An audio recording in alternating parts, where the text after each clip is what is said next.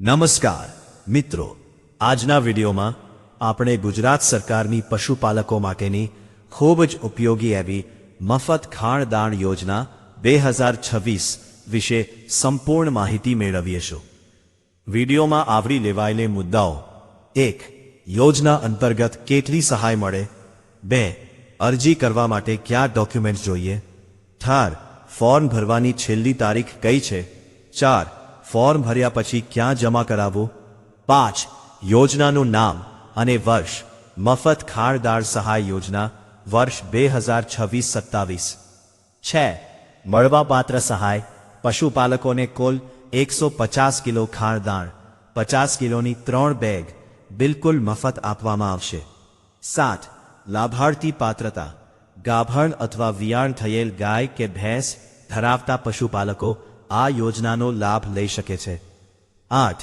અરજીનું માધ્યમ: આ યોજના માટે iKheduत પોર્ટલ .sardas પર ઓનલાઈન અરજી કરવાની રહેશે। 9. અરજીની સમય મર્યાદા: ઓનલાઈન ફોર્મ ભરવાની છેલ્લી તારીખ 26 એપ્રિલ 2026 છે। 10. જહરી દસ્તાવેજો: પશુપાલકનું આધાર કાર્ડ, રેશન કાર્ડ અને જો લાગુ પડતું હોય તો જાતિનું પ્રમાણપત્ર કે દિવ્યાંગતાનું સર્ટિફિકેટ। 11. અરજી પછીની પ્રક્રિયા: ઓનલાઈન ફોર્મની પ્રિન્ટ કાઢી તેના પર પશુ ડોક્ટરના સહી સિક્કા જો ગાભણ પશુ હોય તો કરાવી 7 દિવસમાં તાલુકા પશુપાલન કચેરીએ જમા કરાવવાનું રહેશે। 12.